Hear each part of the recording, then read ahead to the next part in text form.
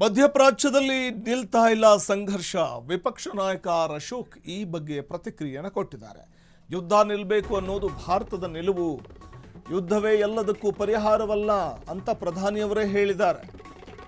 ವಿರೋಧ ಪಕ್ಷದ ನಾಯಕ ಅಶೋಕ್ ಪ್ರತಿಕ್ರಿಯೆ ಕೊಟ್ಟಿದ್ದು, ಯುದ್ಧ ನಿಲ್ಲಬೇಕು ಅನ್ನೋದು ಭಾರತದ ನಿಲುವು, ಯುದ್ಧವೇ ಎಲ್ಲದಕ್ಕೂ ಪರಿಹಾರವಲ್ಲ ಅಂತ ಸ್ವತಃ ಪ್ರಧಾನಿ ನರೇಂದ್ರ ಮೋದಿ ಅವರೇ ಹೇಳಿದ್ದಾರೆ. ಭಾರತೀಯರು ಕೊಲ್ಲಿ ರಾಷ್ಟ್ರಗಳಲ್ಲಿ ಸಿಲುಕಿದ್ದಾರೆ.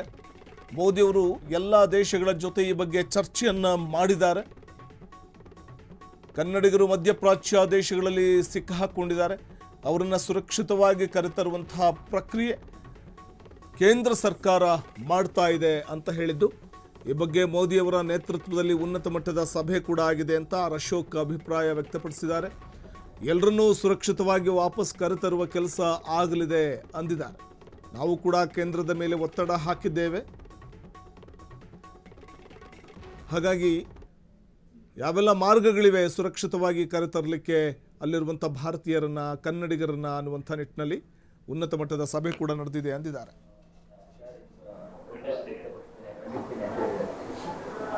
ಅದು ಕಾಂಗ್ರೆಸ್ ಅವರ ಸ್ಟ್ಯಾಂಡ್. ಅದು ಕಾಂಗ್ರೆಸ್ ಅವರ ನಾವು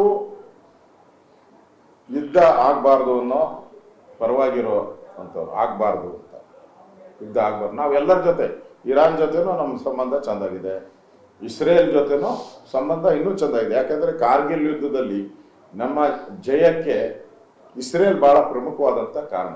ಅವತ್ತು ಅಟಲ್ ಬಿಹಾರಿ ವಾಜಪೇಯಿ ಅವರ ಜೊತೆ ನಿಂತಂಥದ್ದು ಇಸ್ರೇಲ್ ಜನ, ಇಸ್ರೇಲಿನ ನಮ್ಮ ಟೆಕ್ನಾಲಜಿ ಅವತ್ತು ನಮ್ಮ ಜೊತೆ ನಿಂತಿದ್ದರಿಂದ ನಾವು ಕಾರ್ಗಿಲಲ್ಲಿ ಬೇಗ ಜಯವನ್ನು ಸಾಧಿಸುವಂಥದ್ದಕ್ಕೆ ಅದು ಒಂದು ಕಾರಣ. ಅದರಿಂದ ಅವ್ರ ಜೊತೆ ನಮ್ಮ ಸಂಬಂಧನೂ ಚೆಂದಾಗಿದೆ. ಅದರಿಂದ ನಾವು ಯಾವುದೇ ದೇಶವನ್ನು, ಎರಡೂ ದೇಶದಲ್ಲಿ ನಾವು ವಿರೋಧಿಗಳಲ್ಲ.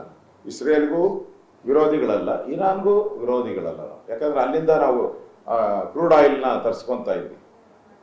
ರೂಪಾಯಿಯಲ್ಲಿ ವ್ಯವಹಾರ ಶುರು ಮಾಡಿದ್ದೆ ಖಮೇನಿ, ಭಾರತ ಜೊತೆ ಡಾಲರ್ ಬಿಟ್ಟು ಭಾರತದ ರೂಪಾಯಿಯಲ್ಲಿ ವ್ಯವಹಾರ ಮಾಡಿದ್ದು.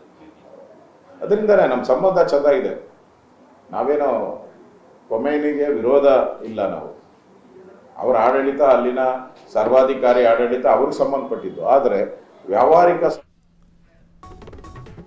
ಮತ್ತೊಂದು ಕಡೆ ವಿರೋಧ ಪಕ್ಷದ ನಾಯಕರಾದ ಅಶೋಕ್ ಅವರು ಪ್ರತಿಕ್ರಿಯೆ ಕೊಟ್ಟಿದ್ದಾರೆ. ಖಮೇನಿ ಸಾವಿಗೆ ಬೆಂಗಳೂರಲ್ಲಿ ನಡೆದಂಥ ಪ್ರತಿಭಟನೆಯನ್ನು ಅವರು ಖಂಡಿಸಿದ್ದಾರೆ. ಪ್ರತಿಭಟನೆಯನ್ನ ಖಂಡಿಸಿರುವ ಅವರು ಖಮೇನಿ ಸಾವು ಖಂಡಿಸಿ ಪ್ರತಿಭಟನೆ ಮಾಡಿದ್ದು ಸರಿಯಲ್ಲ. ಬೆಂಗಳೂರು ಸೇರಿದಂತೆ ರಾಜ್ಯದ ಹಲವು ಕಡೆಗಳಲ್ಲಿ, ಚಿಕ್ಕಬಳ್ಳಾಪುರದಲ್ಲೂ ಕೂಡ ಪ್ರೊಟೆಸ್ಟ್ ಆಗಿದೆ, ಇದು ಸರಿಯಲ್ಲ ಅಂದಿದ್ದಾರೆ. ಕಾನೂನು ಕೈಗೆ ತೆಗೆದುಕೊಂಡು ಶಿಯಾ ಗುಂಪು ಪ್ರೊಟೆಸ್ಟ್ ಮಾಡಿದೆ, ಪ್ರತಿಭಟನೆ ಮಾಡಿದವ್ರ ಮೇಲೆ ಕ್ರಮ ಆಗಬೇಕು ಅಂದಿದ್ದಾರೆ. ಇರಾನ್ನಲ್ಲಿ ಖಮೇನಿ ಒಬ್ಬ ಸರ್ವಾಧಿಕಾರಿಯಾಗಿದ್ದ. ಪ್ರತಿಭಟನೆ ಮೂಲಕ ಸರ್ವಾಧಿಕಾರಿ ಧೋರಣೆಯನ್ನು ಪ್ರದರ್ಶನ ಮಾಡಿದ್ದ ಕ್ರಮಕ್ಕೆ ಖಂಡನೆಯನ್ನು ವ್ಯಕ್ತಪಡಿಸಿದ್ದಾರೆ. ಇನ್ನು ಸಿದ್ದರಾಮಯ್ಯ ಸಹ ಖಮೇನಿ ಸಾವನ್ನು ಖಂಡಿಸಿದ್ದಾರೆ. ಅದು ಕಾಂಗ್ರೆಸ್ನ ಮನಸ್ಥಿತಿಗೆ ಹಿಡಿದ ಕೈಗನ್ನಡಿ. ಭಾರತ ದೇಶ ಯಾರಿಗೂ ವಿರೋಧಿ ಅಲ್ಲ, ಇಸ್ರೇಲ್ಗೂ ವಿರೋಧ ಇಲ್ಲ, ಇರಾನ್ಗೂ ವಿರೋಧ ಇಲ್ಲ ಅಂತ ಹೇಳಿದ್ದಾರೆ. ಇನ್ನು ಭಾರತ ಇರಾನ್ ನಡುವೆ ವ್ಯಾವಹಾರಿಕ ಸಂಬಂಧ ಚೆನ್ನಾಗಿದೆ ಅಂತ ಕೂಡ ಅಭಿಪ್ರಾಯಪಟ್ಟಿದ್ದಾರೆ ಅಶೋಕ್. ಅದು ಎಲ್ಲ ಮಾಧ್ಯಮದಲ್ಲೂ ಬಂದಿದೆ. ಒಂದ್ ಕಡೆ ಖಮೇನಿ ಹತ್ಯೆಯನ್ನು ಖಂಡಿಸಿ ರಾಜ್ಯದಲ್ಲೂ ಒಂದ್ ಕಡೆ ಶ್ರದ್ಧಾಂಜಲಿ ಆಗಿದೆ, ಪ್ರತಿಭಟನೆಗಳು ಕೂಡ ಆಗಿದೆ. ಪ್ರತಿಭಟನೆ ಅಂತ ಬಂದಾಗ ಅದು ಫ್ರೀಡಂ ಪಾರ್ಕ್ ಅಲ್ಲಿ ಮಾತ್ರ ಅನ್ನುವಂಥದ್ದು ಇದೆ. ಆದ್ರೆ ಶಾಸಕ ಹ್ಯಾರಿಸ್ ಅವರು ಅವರ ಕ್ಷೇತ್ರ ರಸ್ತೆಗಳಲ್ಲಿ ಪ್ರತಿಭಟನೆಗಳನ್ನು ಮಾಡಿದ್ದಾರೆ. ಸೊ ಯಾಕೆ ಒಬ್ಬರಿಗೊಂದು ಮತ್ತೊಬ್ಬರಿಗೊಂದು ಈ ಬಗ್ಗೆ ದೂರು ಕೂಡ ದಾಖಲಿಸ್ತಾರೆ. ಖಮೇನಿ ಒಬ್ಬ ಸರ್ವಾಧಿಕಾರಿ,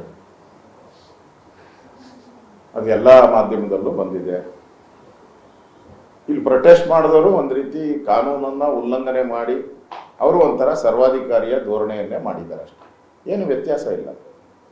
ಅವ ಏನು ಹೇಳ್ಕೊಟ್ಟಿದ್ದಾನೋ ಅದೇ ರೀತಿ ಇವರು ಮಾಡಿದ್ದಾರೆ ಅಷ್ಟೇ.